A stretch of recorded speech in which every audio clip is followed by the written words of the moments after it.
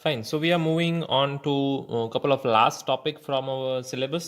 ठीक है, तो अगेन जैसे हम बात कर रहे हैं सीरीज ऑफ टॉपिक्स हैं, वो अभी क्या हैं, थियोरेटिकल टॉपिक्स हैं। ठीक है, तो अभी लास्ट कपल ऑफ टॉपिक्स ही बाकी हैं। इस जो वीडियो है, लेक्चर है, उसमें हम बात करने वाले हैं अनडिसाइडेबिलिटी और हॉल्टिंग प्रॉब्लम।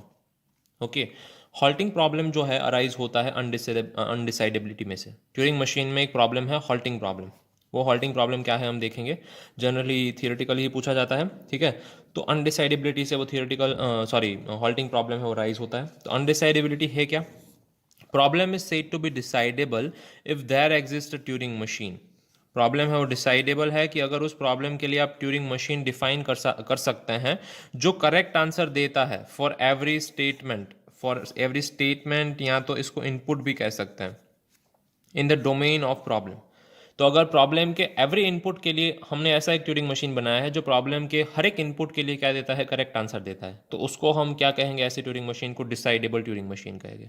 फाइन, तो कोई भी प्रॉब्लम है वो अनडिसाइडेबल है। अनडिसाइडेबल है ऐसा दिखाना है तो हम क्या करेंगे, उस प्रॉब्लम को दिखाएंगे कि एक ऑलरेडी अनडिसाइडेबल प्रॉब्लम ए है वो एग्जिस्ट करता है, तो ए है वो बी के जैसा है। जैसे कि अगर कोई एक प्रॉब्लम अनडिसाइडेबल दिखाना है, जैसे कि मेरे पास एक प्रॉब्लम बी आया है, तो प्रॉब्लम बी है वो अनडिसाइडेबल है ऐसा मुझे दिखाना है, तो ऑलरेडी एक एग्जिस्टिंग प्रॉब्लम होगा ए जो कि अनडिसाइडेबल है और सबके लिए नोन है, बहुत ही फेमस अनडिसाइडेबल प्रॉब्लम है, उसको मैं कह दूंगा कि A is equals to B है। That is why if A is undecidable तो B is also undecidable. Fine, ये सिंपल बेसिक मैथमेटिकल प्रॉब्लम जैसा हो गया। कैसा हो गया कि मेरे पास ए की वैल्यू है, ए इज इक्वल्स टू 5 है। फाइन, और मेरे पास कोई एक दूसरा एलिमेंट है बी। मुझे ऐसा प्रूव करना है कि बी की वैल्यू भी है जो 5 है। तो मैं क्या प्रूव कर दूंगा, सिंपली कि A is equals to B. मैंने अगर प्रूव कर दिया तो बी की वैल्यू भी 5 हो जाएगी। ए की वैल्यू तो 5 ऑलरेडी है ही। तो सिमिलरली काफ़ी बार अल्गोरिथमिक प्रॉब्लम्स में ट्यूरिंग मशीन अल्गोरिदम रिलेटेड है, क्योंकि हर एक अल्गोरिदम के बारे में हम क्या डिज़ाइन कर सकते हैं, ट्यूरिंग मशीन। ठीक है, तो अल्गोरिदमिक प्रॉब्लम में हमें दिखाना पड़ता है कि कोई एक अनडिसाइडेबल प्रॉब्लम है वो दूसरे अनडिसाइडेबल प्रॉब्लम जैसा ही है। फाइन, तो हम कैसे दिखा सकते हैं, कुछ फेमस प्रॉब्लम्स का यूज़ कर सकते। तो कुछ स्टैंडर्ड प्रॉब्लम है जिनके साथ सबको कंपेयर किया जाता है अनडिसाइडेबल प्रॉब्लम। तो वो ऐसे अनडिसाइडेबल या अनसॉल्वेबल प्रॉब्लम्स कैसे हैं जिनके बारे में हम ट्यूरिंग मशीन डिज़ाइन नहीं कर सकते। तो सबसे पहले halting problem of Turing machine, ठीक है, जिसकी हम बात करने वाले हैं डिटेल में। फिर डायगोनलाइजेशन लैंग्वेज, वो क्या होता है, वो एक डिफरेंट प्रॉब्लम है। ये सब फेमस प्रॉब्लम है, you can just search it out on net and you will be able to understand it completely. Fine, ये डिटेल में नहीं पूछे जाते हैं, सिर्फ halting problem of Turing machine ही पूछा जाता है, तो उसके बारे में हम डिटेल में करेंगे।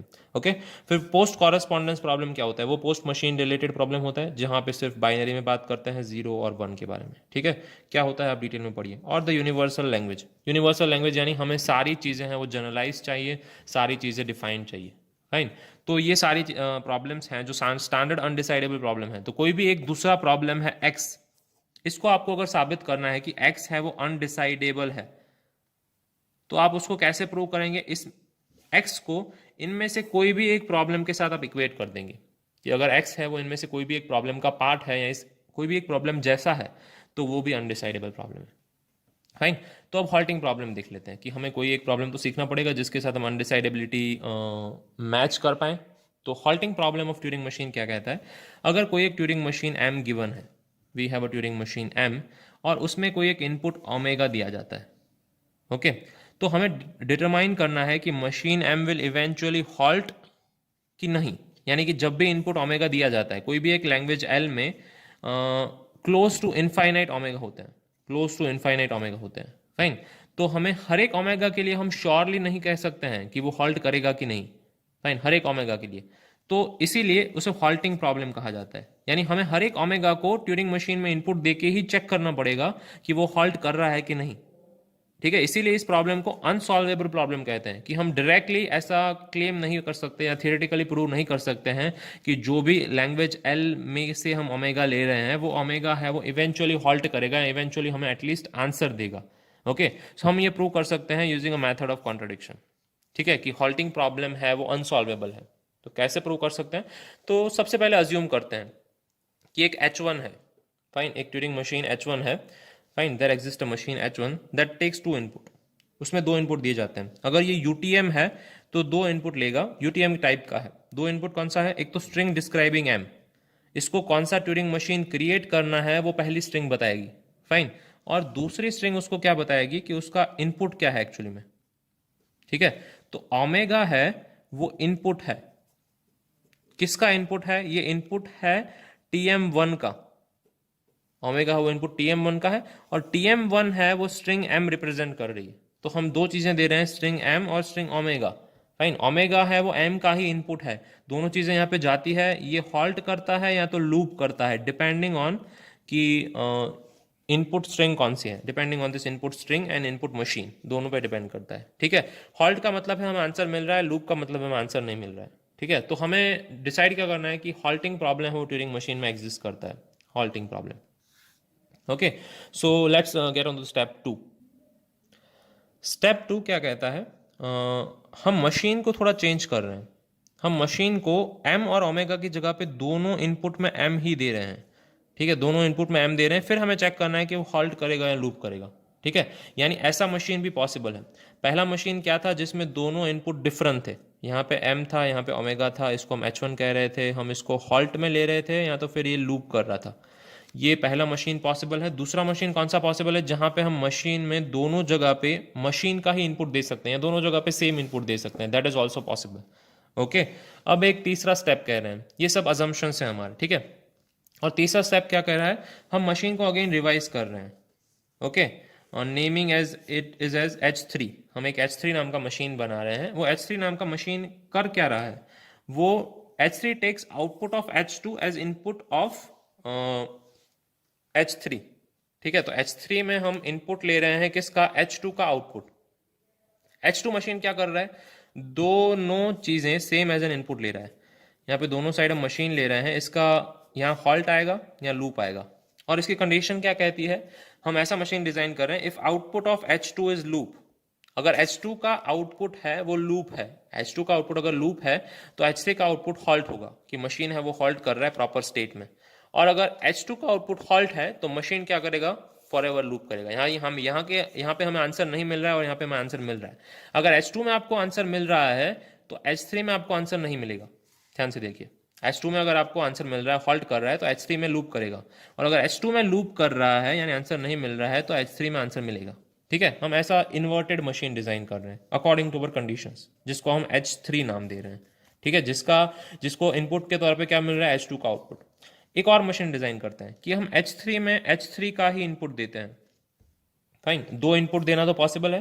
दो इनपुट देना क्यों पॉसिबल है? क्योंकि हमने स्टेप 2 में डिजाइन किया है कि दो इनपुट वाला मशीन, सेम इनपुट वाला मशीन पॉसिबल है। ठीक है, और स्टेप 3 में हमने क्या एस्टेब्लिश किया कि एक मशीन का आउटपुट दूसरे मशीन के इनपुट में जा सकता है। ठीक है, तो उन दोनों का यूज करके यहाँ पे मैंने तीन चीजें यूज की हैं। स्टेप 1 यूज किया है, स्टेप 2 यूज किया है और स्टेप 3 यूज किया है। स्टेप 1 क्या कहता है? मल्टीपल इनपुट हो सकते हैं, मल्टीपल इनपुट्स पॉसिबल हैं। ठीक है, स्टेप 2 क्या कहता है कि सेम इनपुट्स हो सकते हैं, दोनों इनपुट सेम हो सकते हैं। ओके, और स्टेप 3 हमारा क्या कहता है कि वन मशीन्स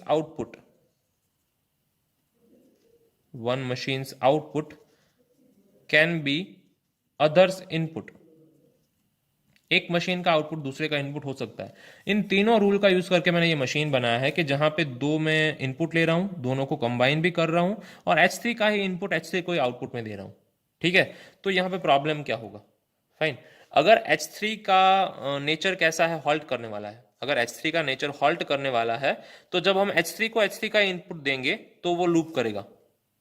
ठीक है, थोड़ा बहुत कंफ्यूजिंग साउंड है क्योंकि कंफ्यूजिंग ही बनाना है इसको, तो ही हम इसको कॉन्ट्रडिक्शन से गलत प्रूव कर पाएंगे। अगर H3 का नेचर है हॉल्ट वाला तो वो लूप करेगा। ठीक है, अगर हम उसको इनपुट दे देंगे H3 को H3 का, और H3 का नेचर है अगर लूप करने का तो वो जब H3 को इनपुट के तौर पे लेगा तब वो हॉल्ट करेगा। यानी जब उसका नेचर हॉल्ट करना चाहिए तब वो लूप करेगा, जब उसको लूप करना चाहिए तब वो हॉल्ट करेगा। ठीक है, ये बेसिकली क्या है? कॉन्ट्रडिक्शन है, कॉन्ट्रडिक्शन स्लैश रॉन्ग स्टेटमेंट। ये बहुत ही रॉन्ग या एब्सर्ड स्टेटमेंट है। ओके, इसको एब्सर्ड स्टेटमेंट भी कहते हैं। Fine, in either case result हमारा रॉन्ग है। फाइन, तो हमारे लिए प्रॉब्लमेटिक है। हम इसको एस्टेब्लिश कैसे कर रहे हैं, धीरे धीरे देखिए। पहले हमने क्या एस्टेब्लिश किया, दो इनपुट ले सकता है। दूसरा हमने क्या एस्टेब्लिश किया, दोनों इनपुट सेम हो सकते हैं। तीसरा हमने क्या एस्टेब्लिश किया, एक का आउटपुट है वो दूसरे के इनपुट में जा सकता है, जैसे कि आप देख रहे हैं। ठीक है, इन तीनों चीज़ों का यूज़ करके मैंने एक ऐसा मशीन बनाया जहां पे H3 खुद का ही आउटपुट है वो एज एन इनपुट ले रहा है। तब यहाँ पे प्रॉब्लम क्रिएट हो रही है कि हॉल्ट का लूप हो रहा है और लूप का हॉल्ट हो रहा है। फाइन, सो इसकी वजह से ये स्टेटमेंट रॉन्ग प्रूव हो रहे हैं।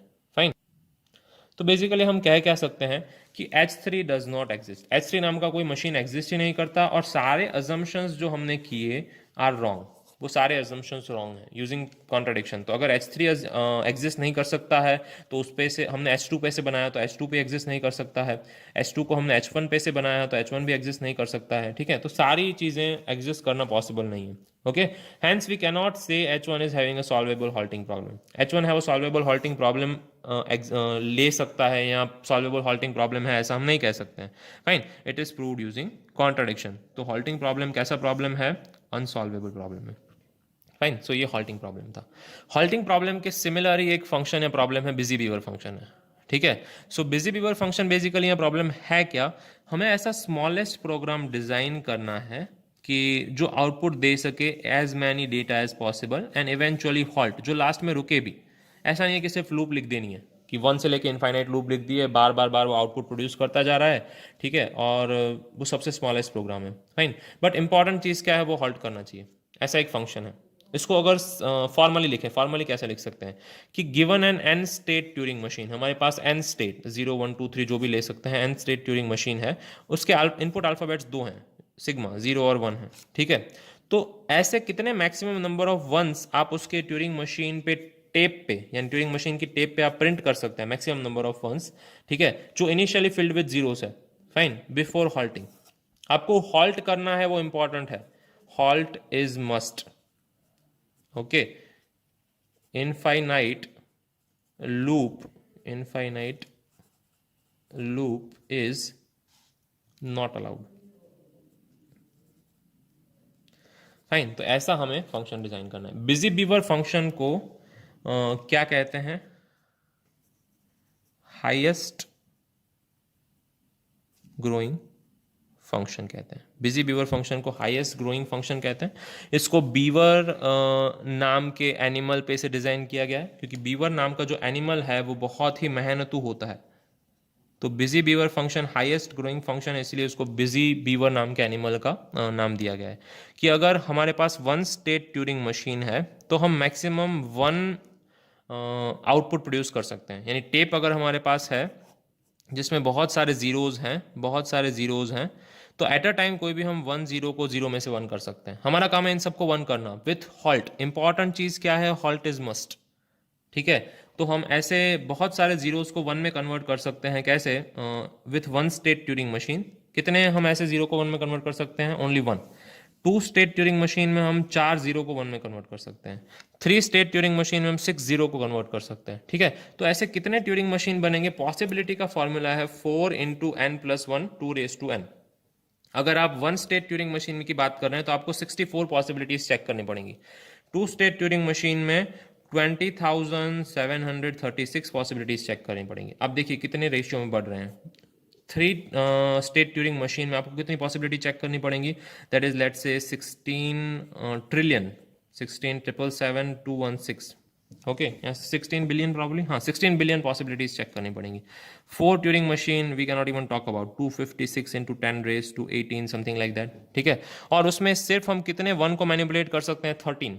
अभी जो एक्चुअल रिसर्च चल रहा है वो 5 स्टेट ट्यूरिंग मशीन पे चल रहा है, जहां पे अभी तक प्रूव किया गया है कि 4098 स्टेट के लिए वो पॉसिबल है। जो हम यहाँ पे चेंज कर रहे हैं, जो मूवमेंट है वो 4098 हम आउटपुट प्रोड्यूस कर सकते हैं मैक्सिमम। पर अभी ये प्रोसेस हो रहा है, अभी इसमें न्यू फंक्शनलिटीज इसकी जो जितनी भी हमने 4 के लिए डिफाइन किया, ये इतनी जिसकी भी पॉसिबिलिटीज हैं, इसकी जो भी पॉसिबिलिटीज पॉसिबल हैं इस फॉर्मूला के हिसाब से, वो सारी पॉसिबिलिटीज चेक की जा रही हैं using a super computers. Still they are yet to finalize कि इसमें 4098 ही ऐसे ज़्यादा पॉसिबल है, क्योंकि इसका रिसर्च चालू है। 6 स्टेट ट्यूरिंग मशीन के लिए हमें कोई पता ही नहीं चल पाएगा, क्योंकि इतना स्ट्रॉन्ग कंप्यूटर अभी तक बना ही नहीं है। 4.6 × 10⁻1439 थियोरेटिकली किसी ने प्रूव किया है कि इतने स्टेट पॉसिबल हैं, पर हु नोज, बिकॉज थियोरेटिकली हम कभी वहाँ तक पहुँच ही नहीं सकते, हम कभी वहाँ तक बता ही नहीं सकते क्योंकि हम चेक ही नहीं कर पाएंगे। फाइन, तो ये हाईएस्ट ग्रोइंग फंक्शन है। ओके, इसके सिमिलर एक दूसरा फंक्शन है, एकरमैन फंक्शन है, जो बहुत ही फास्ट ग्रोइंग फंक्शन था, but after busy beaver problem वो उससे ज़्यादा ग्रोइंग, फास्टेस्ट ग्रोइंग फंक्शन है। ठीक है, एकरमैन अगर सेकेंड है तो उससे ज़्यादा ग्रोइंग फंक्शन है, फास्टेस्ट फंक्शन कौन सा है? Busy beaver function. Okay, fun problem है, बट कौन सा प्रॉब्लम है? अनसॉल्वेबल प्रॉब्लम है। जैसे कि हमने हॉल्टिंग प्रॉब्लम देखा, तो हॉल्टिंग प्रॉब्लम और बिजी बीवर प्रॉब्लम, ये दो प्रॉब्लम ऐसे हैं जो कि अनसॉल्वेबल प्रॉब्लम है। फाइन, सो अगर थियोरेटिकली पूछे जाए तो will explain it nicely. Fine, so that was it.